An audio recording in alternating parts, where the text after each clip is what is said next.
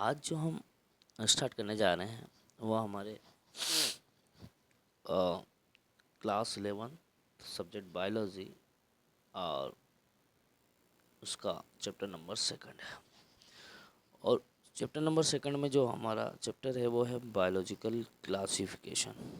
Biological classification है और आपको पता ही है जो बायोलॉजिकल क्लासिफिकेशन है ना, ये अभी जो ईएसपी के द्वारा जो एग्ज़ाम कराई जा रही है मिडिल स्कूल के लिए, वर्ग 2 के लिए, उसका यूनिट फर्स्ट है। क्या है? यूनिट फर्स्ट है। तो देखते हैं हम एनसीईआरटी का हमारा ये, ठीक है। देखिए, since the draw of civilization, जब सिविलाइजेशन के समय there have been many attempt to classify living organism, बहुत से ऐसे अटेम्प्ट किए गए जिसमें हम ऑर्गेनिज्म को क्लासीफाई करें, ठीक है। It was done instinctively, not using criteria that were scientific. ये साइंटिफिक कोई क्राइटेरिया उस समय नहीं था, but born out of a need to use organ for us our own use, केवल हमारे यूज के लिए इन ऑर्गेनिज्म का क्लासिफिकेशन करना था। किसके लिए? देखो, for food, shelter and clothing. Aristotle, अरस्तु was the earliest to attempt a more scientific basis for classification. अरस्तु ने सबसे पहले ये अटेम्प्ट किया था और एक साइंटिफिक बेसिस उन्होंने क्लासिफिकेशन का एक साइंटिफिक बेसिस दिया था। क्या कहा था उन्होंने? He used simple morphological characters to classify plants into, उन्होंने सिंपल मार्फोलॉजिकल जो कैरेक्टर है उस आधार पर प्लांट को क्लासीफाई किया और कितने पार्ट में किया? Trees, shrub and herb. किस किस में उन्होंने क्लासीफाई किया? ट्री में किया, श्रब में किया और हर्ब में किया। किसने किया? एरिस्टोटल, अरस्तु ने किया। किसको किया? प्लांट को क्लासीफाई किया। ही also divided in animals into two groups, उन्होंने एनिमल को दो ग्रुप में डिवाइड किया, those which had read blood and those that did not. उन्होंने क्या कहा कि भैया ऐसे वो जो रेड ब्लड वाले होते हैं और ऐसे वो जो रेड ब्लड नहीं होते हैं, ठीक है। ऐसा किसने किया? एरिस्टोटल ने कहा। किसने कहा? एरिस्टोटल ने। क्या? अरस्तु ने किया। लेकिन क्या हुआ? समय निकलता गया, लीनियस आए, जिनका पूरा नाम है कैरोलस लीनियस। इन्होंने टू किंगडम सिस्टम, क्लासिफिकेशन का टू किंगडम सिस्टम दिया। किसके साथ में? With Plantae and animal. कौन से किंगडम दिया उन्हें टू किंगडम क्लासिफिकेशन में? प्लांट किंगडम दिया और एनिमल किंगडम दिया। was developed that include all plants and animal respectively. Plant kingdom में उन्होंने सारे प्लांट को इंक्लूड किया, जबकि एनिमल किंगडम में उन्होंने एनिमल्स को इंक्लूड किया। This system did not distinguish between the eukaryotes and prokaryotes. इस तरह का जो सिस्टम था ना, उन्होंने यूकैरियोट्स और प्रोकैरियोट्स में डिस्टिंग्विश नहीं किया, अलग नहीं किया। उन्होंने सिर्फ ये बताया है कि भैया जितने भी प्लांट आते हैं उन्हें प्लांट किंगडम में रखा गया और जितने भी एनिमल्स आते हैं उन्हें एनिमल किंगडम में रखा गया। Unicellular and multicellular organism and photosynthetic. देखो, यूनिसेलुलर और multicellular organism and photosynthetic. Photosynthetic वो जो ग्रीन होते हैं, जो green alga, and non photosynthetic fungi organism, मतलब सारे उन्होंने इंक्लूड कर लिया, ठीक है। किसने कर लिया? कैरोलस लीनियस ने। Classification of organism into plants and animals was easily done. Plant और एनिमल का जो क्लासिफिकेशन है वो तो इजीली हो गया and was easy to understand, और इजीली समझ में आ गया। But a large number of organism did not fall into either category. लेकिन ऑर्गेनिज्म का जो लार्ज नंबर होता है वो इस कैटेगरी में नहीं आ पाते। तो hence the two kingdom classification use for long time was found inadequate. हमेशा थोड़ा सा विवादित ही रहा, क्योंकि अधिकतर जो ऑर्गेनिज्म था वो इस कैटेगरी में नहीं आ रहा, फिर भी टू किंगडम क्लासिफिकेशन को उन्होंने काफ़ी समय तक रखा गया। Besides gross morphology are need was also felt for including other characteristics। लेकिन इनके जो दूसरे कैरेक्टरिस्टिक्स को देखते हुए, जैसे दूसरे कैरेक्टरिस्टिक कौन से होते हैं, like cell structure, nature of wall, mode of nutrition, habitat, methods of reproduction, evolutionary relationship etcetera. ये सोचा गया है कि जो लीनियस जी ने ये जो टू किंगडम क्लासिफिकेशन दिया वो क्लासिफिकेशन काफ़ी समय तक रहा, लेकिन कुछ कैरेक्टरिस्टिक जो बात की गई, जैसे सेल स्ट्रक्चर की बात की गई, नेचर ऑफ वॉल की बात की गई, मोड ऑफ न्यूट्रिशन की बात की गई, हैबिटेट की बात की गई, मेथड ऑफ रिप्रोडक्शन की बात की गई, एंड इवोल्यूशनरी रिलेशनशिप की अगर बात की गई तो कुछ हमेशा ऐसा रहा। Classification system for the living organism have has undergone several changes over the time।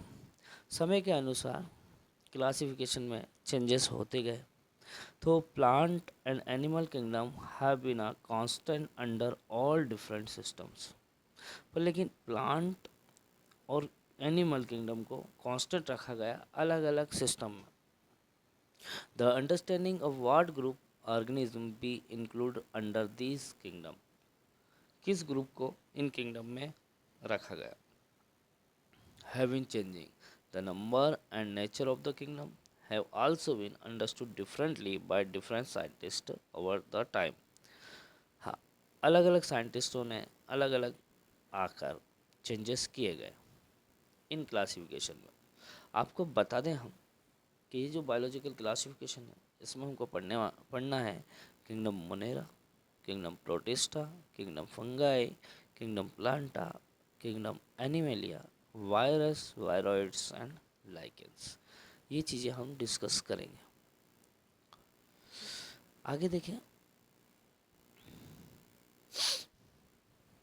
Characteristic of the five kingdoms. Five kingdom का क्या कैरेक्टरिस्टिक्स है, तो यहाँ ये देखा गया Monera, Protista, fungi, Plantae, Animalia. Five kingdom classification में फाइव चीज़ें दी गई है। मोनेरा में उसको अलग किया गया, प्रोटिस्टा में किया गया, फंगाई में, प्लांटा में, एनिमेलिया में। तो सबसे पहले देखते हैं इसका सेल टाइप। मोनेरा कैसे होते हैं, प्रोकैरियोटिक होते हैं, प्रोटिस्टा यूकैरियोटिक होते हैं, फंगाई भी यूकैरियोटिक होते हैं, और प्लांटा भी यूकैरियोटिक होते हैं, एनिमेलिया भी यूकैरियोटिक होते हैं। केवल मोनेरा जो है सेल टाइप में देखेंगे तो प्रोकैरियोटिक होते हैं। सेल वॉल की बात करें तो मोनेरा की जो सेल वॉल होती है वो नॉन सेल्यूलोजिक होती है। मतलब नॉन सेल्यूलोजिक मतलब किससे बनी होती है, वो पॉलीसेकेराइड्स और एमिनो एसिड से बनी होती है मोनेरा की सेल वॉल। प्रेजेंट इन सम, कुछ में सेल वॉल प्रेजेंट होती है प्रोटिस्टा में। लेकिन इसकी अगर बात करते हैं तो फंगाई में प्रेजेंट तो होती है, लेकिन वो किससे बनी होती है, कार्टिन से बनी होती है। प्लांटा में सेलुलोज से मिलकर बनी होती है, और एनिमालिया में तो सेल वॉल एब्सेंट होती है। न्यूक्लियर मेम्ब्रेन की बात अगर हम करते हैं कि न्यूक्लियर मेम्ब्रेन, मोनेरा के अंदर न्यूक्लियर मेम्ब्रेन एब्सेंट होता है, प्रोटिस्टा में प्रेजेंट होता है। केवल मोनेरा में एब्सेंट होता है, बाकी प्रोटिस्टा, फंगाई, प्लांटा, एनिमिलिया इन सभी में न्यूक्लियर मेम्ब्रेन प्रेजेंट होता है ना। बॉडी ऑर्गेनाइजेशन, कि इनकी बॉडी जो कैसी होती है, मोनेरा की सेलुलर, सेल से बनी होती है, ये भी सेलुलर होती है। लेकिन अगर हम बात करते हैं, किसकी बात करते हैं, मोनेरा के बाद प्रोटिस्टा होता है और फिर फंगाई। फंगाई की जो होती है ना मल्टी सेलुलर और लूज टिश्यू होते हैं। लेकिन प्लांट, जो प्लांट होती है वो उसके में टिश्यू ऑर्गन होती है और इसमें भी टिश्यू ऑर्गन होते हैं। प्लांट और एनिमल में दोनों में कैसे होते हैं, टिश्यू ऑर्गन होते हैं। मोड ऑफ न्यूट्रिशन, तो मोनेरा ऑटोट्रोपिक, पर ऑटोट्रोपिक कैसे होते हैं, chemosynthetic and photosynthetic and heterotrophic, तीनों चीज़ मिलेगी। ऑटोट्रोपिक में कीमोसिंथेटिक और फोटोसिंथेटिक दोनों देखने को मिलेगी। हेटरोट्रोपिक भी होते हैं। अब यहाँ प्रोटिस्टम देखो, ऑटोट्रोपिक में क्या आते हैं, फोटोसिंथेटिक मिल जाएंगे और हेटरोट्रोपिक में मिल जाएंगे, ठीक है। लेकिन फंगाई तो होटोट्रोपिक ही होते हैं और दो टाइप इस सेप्रोफाइटिक या पैरासाइट आपको देखने को मिलेंगे। ऑटोट्रोपिक, फोटोसिंथेटिक एंड हेटरोट्रोपिक होते हैं।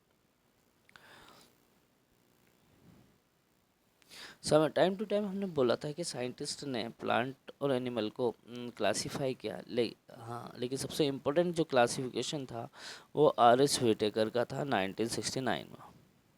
उन्होंने प्रपोज किया था 5 kingdom classification, that is very important, है ना।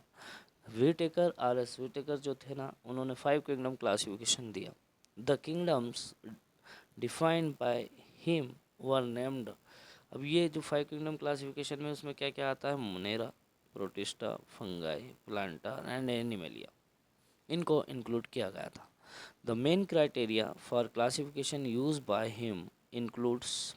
अब इसका जो मेन क्राइटेरिया है ना 5 किंगडम क्लासिफिकेशन का, वो 5 किंगडम क्लासिफिकेशन का मेन क्राइटेरिया क्या होता है पता है आपको, सेल स्ट्रक्चर इस आधार पर, बॉडी ऑर्गेनाइजेशन दूसरे नंबर, मोड ऑफ न्यूट्रिशन तीसरे नंबर, रिप्रोडक्शन चौथा एंड फाइलोजेनेटिक रिलेशनशिप पाँचवें नंबर। ये 5 कैरेक्टरिस्टिक के आधार पर हमने इनको क्लासीफाई किया है 5 किंगडम क्लासिफिकेशन में। तो कौन कौन सा, सेल स्ट्रक्चर है ना, body organization, mode of nutrition, reproduction और फाइलोजेनेटिक रिलेशनशिप, जिसका टेबल में हमने क्या देखा, कैरेक्टरिस्टिक्स देखे 5। The three domain system has also been proposed that divide the kingdom Monera into two domains, leaving the remaining eukaryotic kingdom in the third domain and thereby a six kingdom classification. इसके अलावा भी हमने कुछ classification को देखा, 6 kingdom classification भी देखा हमने, 3 किंगडम क्लासिफिकेशन भी आया, है ना, और साथ ही 4 किंगडम क्लासिफिकेशन को भी देखा गया। पर लेकिन सबसे ज़्यादा एक्सेप्ट जो किया गया था वो 5 किंगडम क्लासिफिकेशन को किया गया। You will learn about this system in detail at higher classes.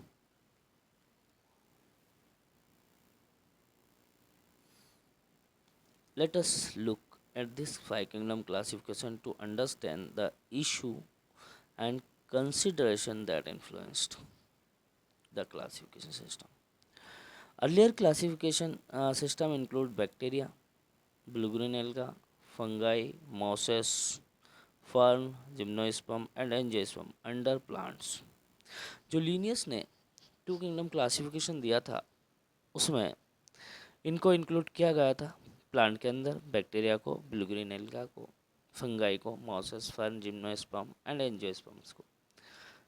The characters that ununified this whole kingdom was that all the organism included had a cell wall in their cells. उनका कहना था कि इस kingdom में जितने organism होते हैं उनमें सेल वॉल होती है, इसलिए इनको प्लांट के अंदर इंक्लूड किया गया। This place together group which widely different in other characters, लेकिन फिर भी इनमें बहुत से कैरेक्टर ऐसे हैं जो एक दूसरे से बहुत डिफरेंट है। It brought together the prokaryotic bacteria and the blue green alga, blue green alga क्या, cyanobacteria, with other group which were eukaryotes. It is also grouped together the unicellular organism and a multicellular ones. For examples जैसे Chlamydomonas, Spirogyra were placed together. हाँ ये देखिए आप, Chlamydomonas और Spirogyra को किस में रख लिया हमने, एक साथ रख लिया कि कहाँ पर, एल्गा में। This classification did not differentiate between the heterotrophic, और ये क्लासिफिकेशन क्या है, हेटरोट्रोपिक को डिफ्रेंशिएट नहीं कर सकता, किसको, फंगाई को, and the autotrophic green plants को। So they also showed a characteristic difference in their walls composition. The fungi had chitin. हाँ, सेल वॉल भी देखें, आपकी जो सेल वॉल होती है फंगाई की वो काइटिन की बनी होती है, ठीक है। तो in their walls while the green plant had a cellulosic cell wall, जबकि ग्रीन प्लांट जो होते हैं उनमें क्या होती है, सेल्यूलो, उनकी जो सेल वॉल होती है ना वो सेलुलोज से बनी होती है। When such characteristic were considered, the fungi were placed in a separate kingdom fungi. लेकिन फाइव किंगडम क्लासिफिकेशन में आप देखिए, हमने फंगाई को क्या किया, सेपरेट किंगडम में, आर एस वी टेकर ने सेपरेट किंगडम में रखा, लेकिन टू किंगडम क्लासिफिकेशन में सभी को एक जगह इंक्लूड किया गया। All prokaryotic organism were grouped together under kingdom Monera, and the unicellular eukaryotic organism were placed in the kingdom protista। जो यूकेरियोटिक ऑर्गेनिज्म है उसको प्रोटिस्टा में रखा गया, और जितने भी यूनिसेलुलर होते हैं प्रोकैरियोटिक ऑर्गेनिज्म होते हैं उनको मोनेरा में रखा। Kingdom protista has brought together Chlamydomonas. Protista के अंदर कौन से किसको रखा, क्लेमाइडोमोनास, क्लोरेला,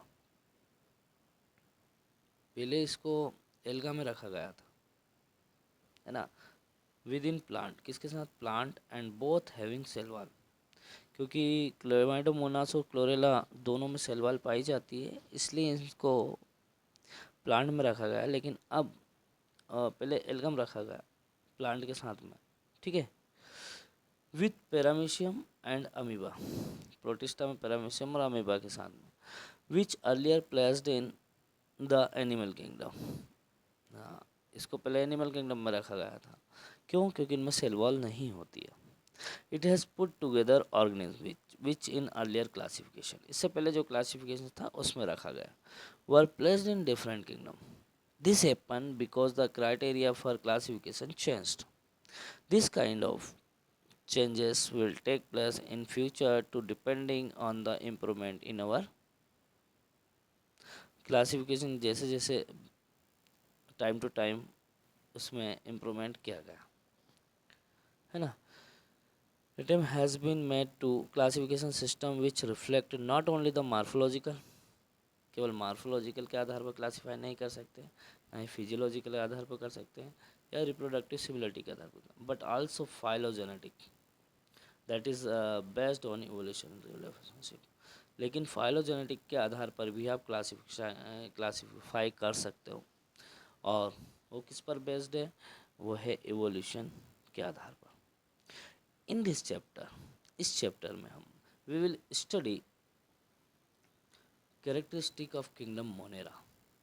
मोनेरा किंगडम के हम कैरेक्टरिस्टिक, प्रोटिस्टा एंड फंगाई की कैरेक्टरिस्टिक के बारे में हम देखेंगे, जो किसका क्लासिफिकेशन के आधार पर, वीटेकर के क्लासिफिकेशन के आधार पर। तो the kingdom plantae and animalia commonly refer to as plant and animal kingdom respectively will be dealt separately in chapter 3 and 4। और जो प्लांट और एनिमल है उसका अलग से चैप्टर 3 एंड 4 दिया गया है ना। तो सबसे पहले अगर हम देखते हैं किंगडम मोनेरा, कि मोनेरा किंगडम क्या होता है ना।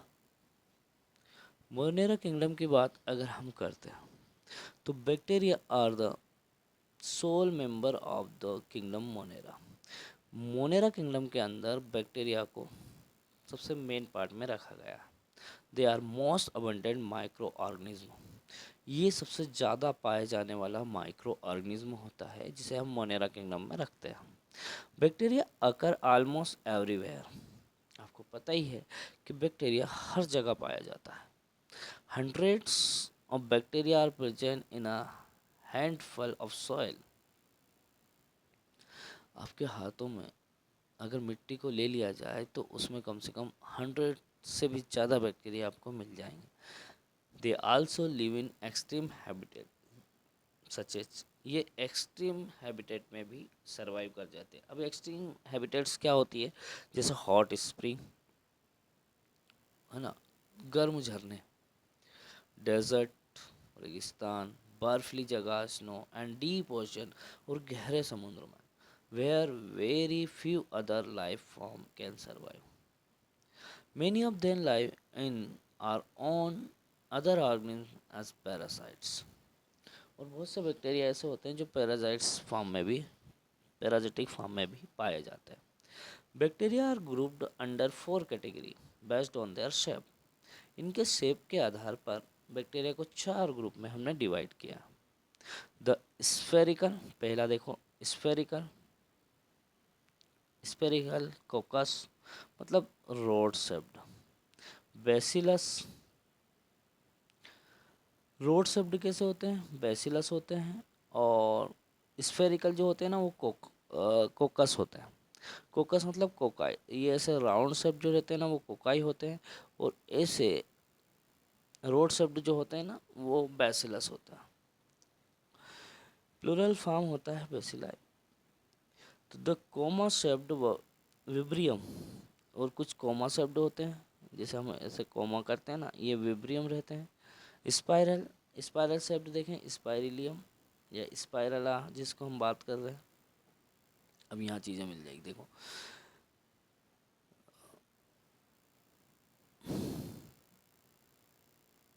देखिए कोकस ऐसे राउंड शेप्ड स्पेरिकल टाइप के होते हैं. बेसिलस देखिए रोड शेप्ड आपको दिखेंगे जिसमें स्पोर्स होते हैं. और ये स्पाइरिलियम, ये स्पाइरिलियम. स्पाइरिलियम में क्या देखें, इसमें फ्लैजेला देखें आप, दोनों एंड पर आपको देखने को मिल जाते हैं. दोनों एंड पर आपको फ्लैजेला देखने को मिलते हैं इसलिए. और कोमा शेप्ड में आप देखें ये विब्रियो, ये बैक्टीरिया हैं जो अलग अलग शेप के आपको देखने को मिल जाते हैं. तो the bacterial structure is very simple. Bacterial structure जो है वो बहुत ही सिंपल है. They are very complex in behavior. इनके बिहेवियर में ये बहुत ज़्यादा कॉम्प्लेक्स होता है compare to many other organism. दूसरे ऑर्गेनिज्म के कंपेयर में bacteria as a group show the most extensive metabolic diversity. Bacteria as a group show the, अगर जो बैक्टीरिया ग्रुप की बात करते हैं तो ये सबसे ज़्यादा एक्सटेंसिव मेटाबॉलिक डाइवर्सिटी शो करता है. Some of the bacteria are autotrophic. कुछ बैक्टीरिया कैसे होते हैं, ऑटोट्रोपिक होते हैं. That is the synthesis their own food from inorganic substance. क्योंकि ये अपना फूड इनऑर्गेनिक सब्सटेंस से ऑब्टेन करते हैं. They may be photosynthetic autotrophic, chemosynthetic autotrophic. जिस आधार पर इनको दो पार्ट में हमने डिवाइड किया, फोटोसिंथेटिक ऑटोट्रोपिक और कीमोसिंथेटिक ऑटोट्रोपिक में, है ना. तो the vast majority of bacteria are heterotrophs. अधिकतर जो बैक्टीरिया होते हैं वो हेटेरोट्रोप्स होते हैं. That is they depend on the other organism or on dead organic matter for food. जो दूसरे ऑर्गेनिज्म में या अपने फूड के लिए डेड ऑर्गेनिक मैटर पर वो डिपेंड करते हैं. किस पर डिपेंड करते हैं, डेड ऑर्गेनिक मैटर में वो डिपेंड करते हैं. ऑर्किबैक्टीरिया देखते हैं. ऑर्किबैक्टीरिया क्या होते हैं. These bacteria are special since they live in some of the most harsh habitat. देखिए आप, ये बैक्टीरिया सबसे एंशियंट बैक्टीरिया है. ठीक है, ऐसा माना जाता है कि सबसे पहला जो बैक्टीरिया है वो आर्किबैक्टीरिया था. और ये हर्ष हैबिटेट में रहता है. बहुत ही सच जैसे extreme salty areas. Salty areas means जहाँ बहुत ही सॉल्ट हो, है ना. और ऐसे एरियाज को हम हेलोफिल्स कहते हैं. तो ऐसे बैक्टीरिया क्या कहलाते हैं, हेलोफिल्स बैक्टीरिया कहलाते हैं. हॉट स्प्रिंग, गर्म झरने, जिसे हम थर्मो एसिडोफ्लस कहते हैं. अगर सॉल्टी एरिया में रहते हैं तो हेलोफिल्स कहलाते हैं. और अगर हॉट स्प्रिंग में रहते हैं थर्मो एसिडोफिल्स. या मार्सी एरियाज में देखने को मिलते हैं तो मैथेनोजन. मैथेनोजन क्यों, क्योंकि मैथेन गैस प्रोड्यूस करते हैं. Archaebacteria differ from other bacteria in having a different cell wall structure. Archaebacteria जो होते हैं वो दूसरा बैक्टीरिया से डिफ़र होते हैं. क्यों, क्योंकि इनके पास अलग अलग सेल वॉल का जो स्ट्रक्चर है वो अलग अलग होता है. And this feature is responsible for their survival in extreme condition. और यही फीचर जो होता है उसको एक्सट्रीम कंडीशन में सर्वाइव करने देता है. Methogen are present in the gut of several ruminant animals. जो मेथेनोजेंस जो होते हैं वो रूमिनेंट एनिमल्स की गट्स में पाए जाते हैं।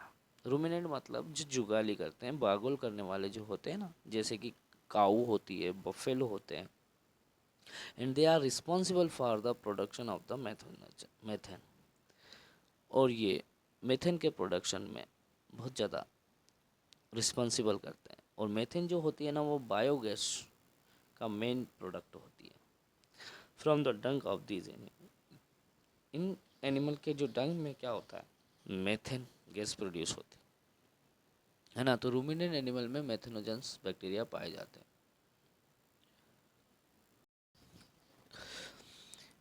यू बैक्टीरिया की बात अगर हम करते हैं, यू बैक्टीरिया की बात अगर हम करते हैं तो there are thousand of different you bacteria are, मतलब बहुत से डिफरेंट यू बैक्टीरिया पाए जाते हैं। और इन्हीं को हम क्या कहते हैं, ट्रू बैक्टीरिया कहते हैं। यू बैक्टीरिया जो होता है ना, इसी को ट्रू बैक्टीरिया कहा जाता है।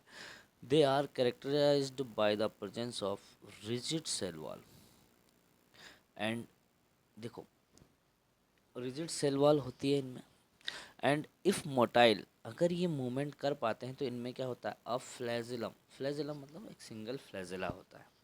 The cyanobacteria also refer to as a blue green alga. Cyanobacteria जो है वो क्या है, ब्लू ग्रीन एल्गा है। Have chlorophyll are similar to green plant and are photosynthetic autotrophs. ठीक है, फोटोसिंथेटिक भी होते हैं ये। तो दो cyanobacteria are unicellular, colonial and filamentous.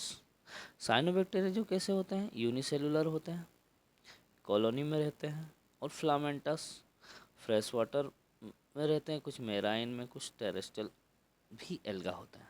The colony इनकी जो होती है ना, the colony are generally surrounded by gelatinous sheath. इनकी जो कॉलोनी होती है वो जिलेटिनस शीथ से सराउंड होती है ना। किससे सराउंडेड होती है, जिलेटिनस शीथ से सराउंड होती है। दे ऑफन फॉर्म ब्लूम्स, और ये क्या फॉर्म हो जाते हैं, ब्लूम्स फॉर्म कर लेते हैं इन पोल्यूटेड वाटर बॉडीज। जहाँ पर वाटर बॉडी कैसी होती है, पोल्यूटेड होती है ना, तो वहाँ ये ब्लूम फॉर्म कर लेते हैं। सम ऑफ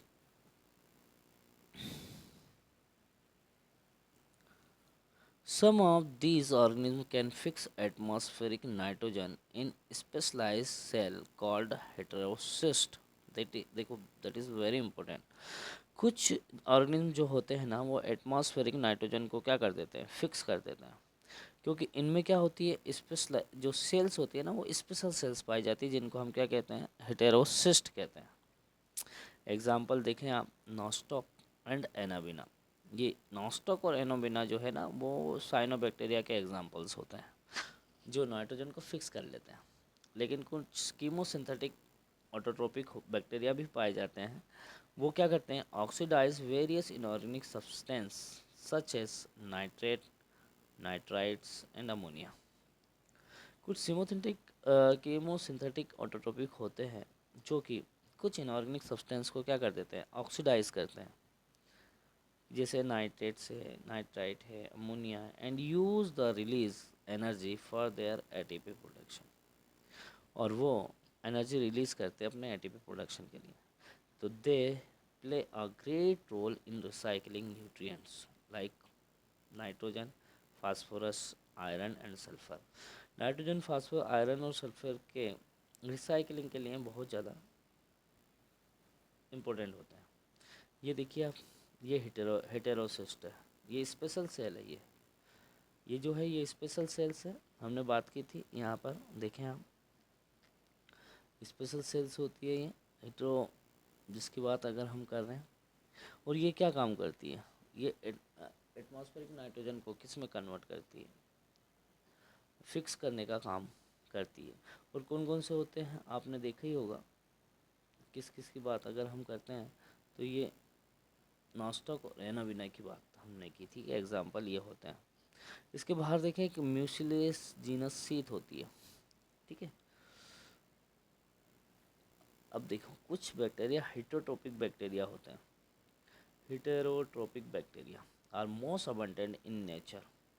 हेटेरोट्रोपिक बैक्टीरिया जो होते हैं नेचर में सबसे सबसे ज़्यादा पाए जाने वाले होते हैं। The majority are important decomposer, many of them have a significant impact on human affairs. They are helpful in making curd from milk. सोचिए, ये हमारे ह्यूमन बींग के लिए बहुत ज़्यादा इम्पोर्टेंट होते हैं, क्योंकि मिल्क को कर्ड में अगर कोई कन्वर्ट कर रहा है तो ये हेटेरोबिक बैक्टीरियाज है।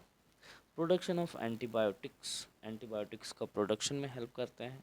Fixing nitrogen in legume, legume में नाइट्रोजन को क्या करते हैं, फिक्स करने का काम करते हैं। किसका काम करते हैं, फिक्स करने का काम करते हैं। Root etcetera, some are pathogen causing damage to human beings. कुछ तो बीमारी फैलाने वाले होते हैं, पैथोजन्स होते हैं, जो ह्यूमन बींग में अलग अलग टाइप की बीमारियां पैदा करते हैं। फसलों में करते हैं, क्रॉप में, फॉर्म एनिमल, एनिमल्स के फॉर्म में देखिए आप, पेट जो पालतू जानवर होते हैं उनमें। कौन कौन सी बीमारी, जैसे cholera, typhoid, tetanus, citrus canker are well known disease cause by different bacteria. ये अलग अलग बैक्टीरिया के द्वारा होने वाली बीमारियां हैं। Bacteria reproduce mainly by fission. देखो, फिशन आसेक्सुअल रिप्रोडक्शन का एक पार्ट होता है, जिससे बैक्टीरिया क्या करता है, रिप्रोड्यूस करता है। ठीक है। Sometimes under favourable condition they produce spores, लेकिन कभी कभी फेवरेबल कंडीशन में ये क्या करते हैं, ये स्पोर भी प्रोड्यूस करते हैं। They also reproduce by a sort of sexual reproduction by adopting a primitive type of DNA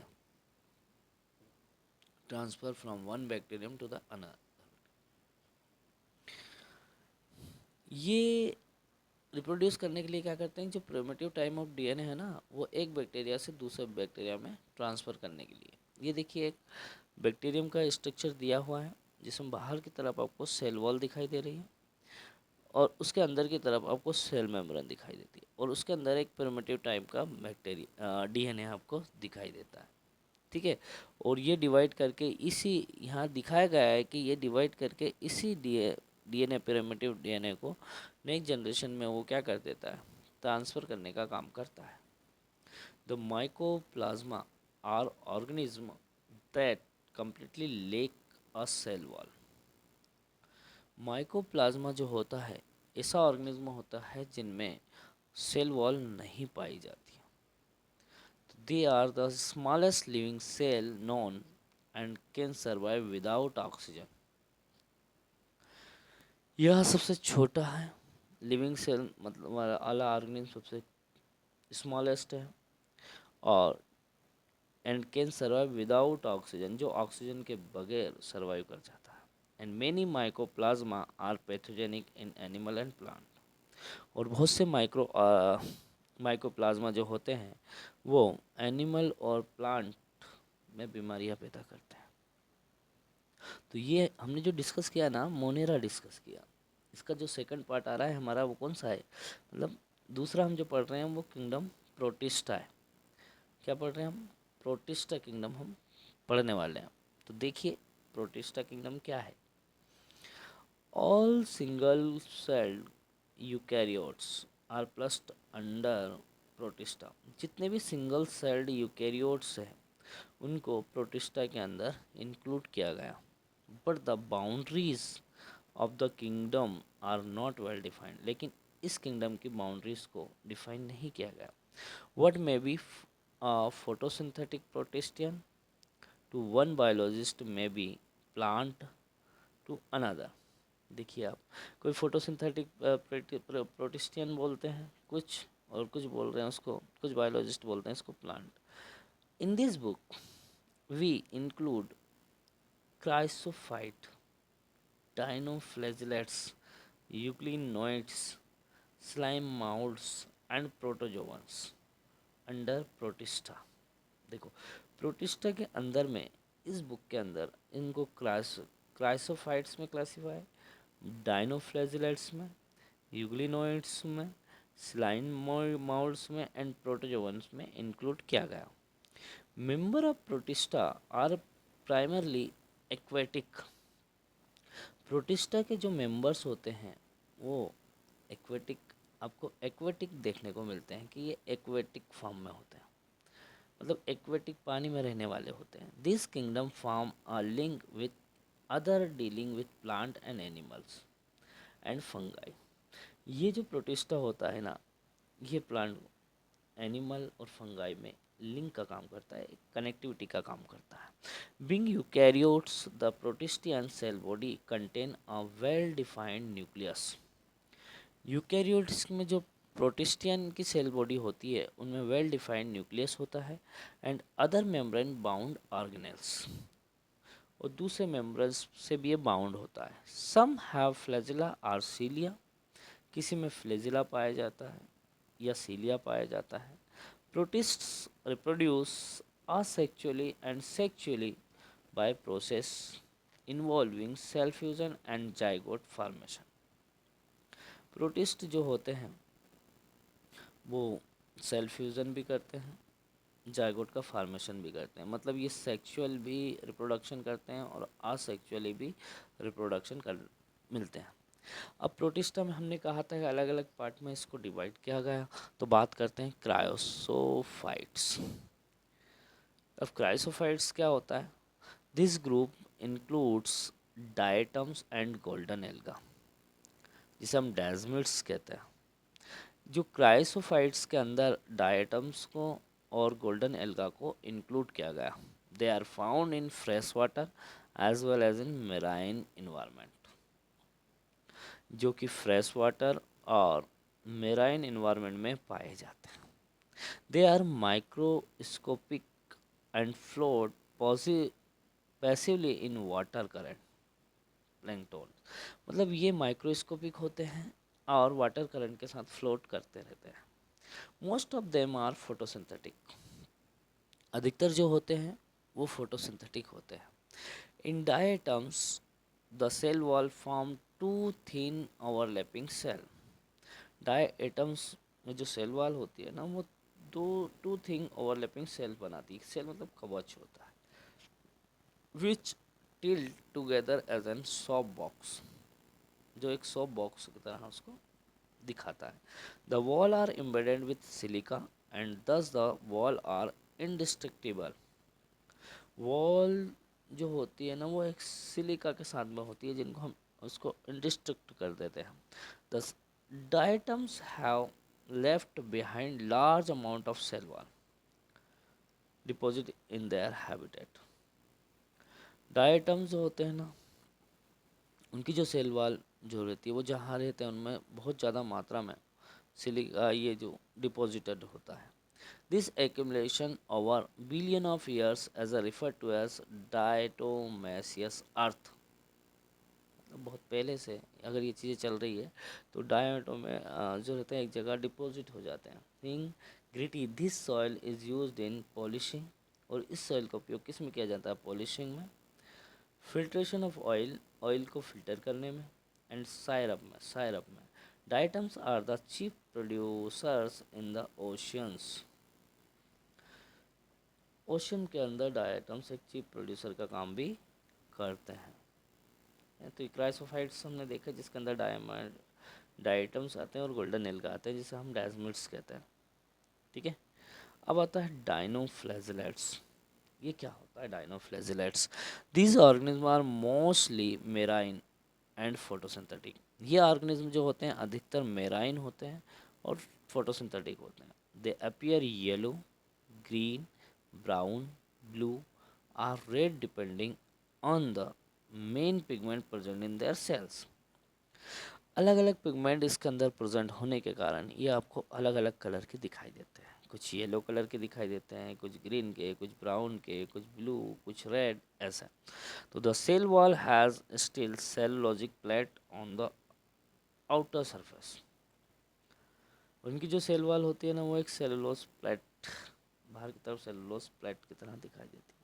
most of them have two flagella, अधिकतर तो टू फ्लैजिला होता है। वन लाई लॉन्गिट्यूडनली, एक तो आपको लॉन्गिट्यूडनली दिखाई देगा एंड द अदर ट्रांसवर्सली, और दूसरा ट्रांसवर्सली दिखाई देता है in furrow between the wall plates के बीच में, है ना।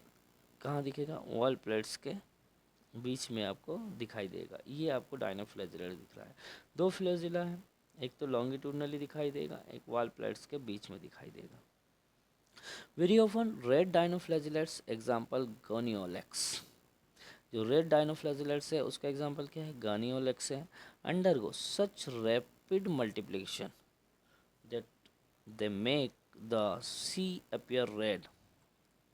बहुत ज़्यादा मल्टीप्लिकेशन करने के कारण, क्योंकि ये कैसा होता है, रेड डायनोफ्लैजिलेट्स होता है तो बहुत ज़्यादा मल्टीप्लिकेशन करता है तो इसके बहुत नंबर्स बढ़ जाते हैं, जिसके कारण हमको सी रेड जैसा दिखाई देने लगता है, रेड टाइड्स जैसा दिखाई देने लगता है। Toxin release by such large number may even kill other marine animal such as fishes. ये कुछ टॉक्सिक सब्सटेंस क्रिएट करता है जिसके कारण क्या होता है, ये अदर मेराइन जो एनिमल्स है उनको ये किल कर देता है।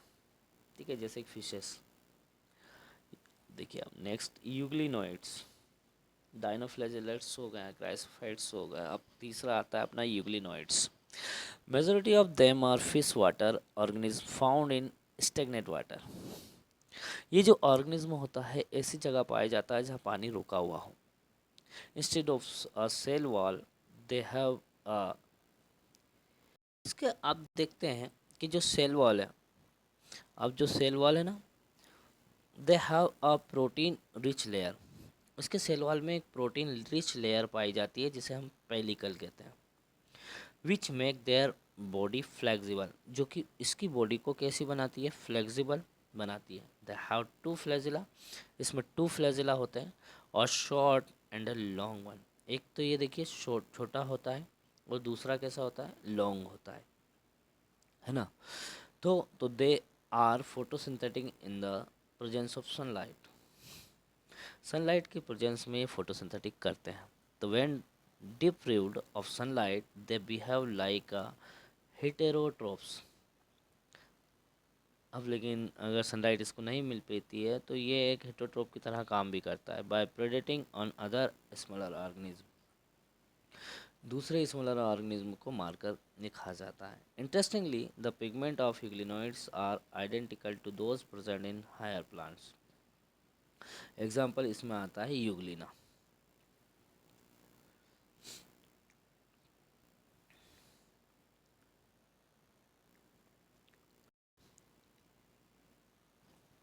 अब देखियो फोर्थ नंबर में हमारा है slime moulds. Slime moulds are saprophytic protist. जो स्लाइम माउल्ट्स होता है वो कैसा होता है, सेप्रोफाइटिक प्रोटिस्ट होता है।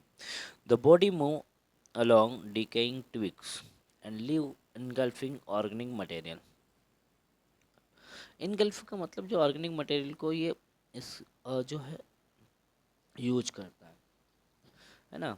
मतलब ऐसी जगह रहता है जहाँ डेड ऑर्गेनिज्म होते हैं। Under suitable condition they form an aggregation called plasmodium. ये एग्रीगेट होकर प्लाज्मोडियम फॉर्म कर देता है। विच में grow and spread over several feet, जहाँ वो ग्रोथ करके अपना बहुत बड़ा आकार कर लेता है ना। During unfavourable condition the Plasmodium differentiate and form fruiting bodies. जैसे अनफेवरेबल कंडीशन आती है ये प्लाज्मोडियम डिफ्रेंशिएट हो जाता है और फ्रूटिंग बॉडी फॉर्म कर लेता है। Bearing spore eight there tips, इसके टिप्स पर स्पोर फॉर्म हो जाते हैं। This spores passes true walls, और ये जो स्पोर्स होते हैं ये ट्रू वॉल फॉर्म कर देते हैं। They are extremely resistant and survive for many years, और बहुत लंबे समय तक ये सर्वाइव कर लेते हैं even under adverse condition. The spore are disperse by air current, और ये जो स्पोर्स होते हैं ये एयर करंट में क्या होते हैं, डिस्पोर्स होते हैं। ठीक है, कहाँ होते हैं, एयर करंट में। तो ये जो आपको दिख रहा है ना, ये आपका स्लाइम माउल्ट्स। ठीक है, आगे हमारा फिफ्थ नंबर में आता है protozoans. All protozoans are heterotrophs and live as a predators or parasites.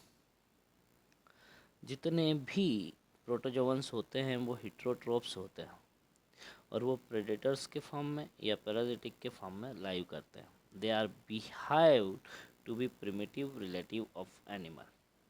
They are four major group of protozoans. Protozoans के 4 मेजर ग्रुप है। सबसे पहले देखते हैं अमीबॉइड प्रोटोजोअन्स।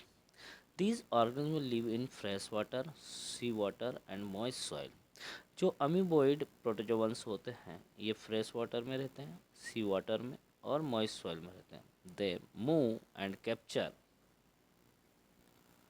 ये मूव करते हैं और क्या कैप्चर करते हैं, there pray by putting a pseudopodia.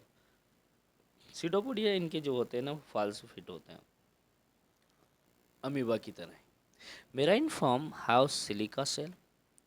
इनका जो मेराइन फॉर्म होता है ना उनके सिलिका सेल फॉर्म कर देता है उसके सरफेस पर। Some of them such as Entamoeba are parasites. कुछ एग्जांपल में जैसे एंटामीबा है। दूसरा आता है हमारा flagellated protozoans. The member of this group are either free living or parasitic. इस मेंबर के बात अगर हम करते हैं तो ये तो या तो फ्री लिविंग रहते हैं या फिर पैराजिटिक फॉर्म में रहते हैं। दे हैव फ्लैजिला, इनके पास फ्लैजिला होता है। The parasitic form cause disease such as sleeping sickness. जो पैराजिटिक फॉर्म में होते हैं ना वो एक स्लीपिंग सिकनेस बीमारी पैदा करते हैं। और कौन से होते हैं ये, ट्रिपनोसोमा। ट्रिपनोसोमा जो रहता है ना स्लीपिंग सिकनेस बीमारी पैदा कर देता है। ठीक है। फिर आता है सिलेटेड प्रोटोजोअन्स। सिलेटेड जिनमें सिलिया प्रेजेंट होते हैं। These are aquatic actively moving organism because of the presence of thousand of cilia. जो सिलेटेड प्रोटोजोअन्स होते हैं इनमें के सरफेस पर सीलिया पाए जाते हैं जो मूवमेंट में हेल्प करते हैं। They have a cavity gullet that open to the outside of the sulphur. इनके पास कैविटी होती है जो सरफेस बाहरी तरफ ओपन होती है। The coordinate movement of row of cilia cause the water laden and the food to be steered into the gullet. Example आ जाएगा पैरामीशियम। स्पोरोजोन्स की बात अगर हम करते हैं, स्पोरोजोन्स की बात अगर हम करते हैं तो this include diverse organism that have an infectious spore-like stage in their life cycle. The most notorious is Plasmodium malaria parasites, which cause malaria, a disease which has a staggering effect on human population. तो देखिए हमने जो discuss किया, ठीक है, वो Monera पढ़ा, fungi पढ़ा, है ना, इनके अलग अलग टाइप्स पढ़े, एग्जाम्पल्स देखे हमने, आर्की बैक्टीरिया हमने डिस्कस किया। तो ये हमारा फर्स्ट पार्ट है बायोलॉजिकल क्लासिफिकेशन का। नेक्स्ट पार्ट के लिए वेट कीजिए क्योंकि नेक्स्ट पार्ट में हम पढ़ने वाले हैं किंगडम फंगाई। तो आज के लिए इतना ही। Thank you very much.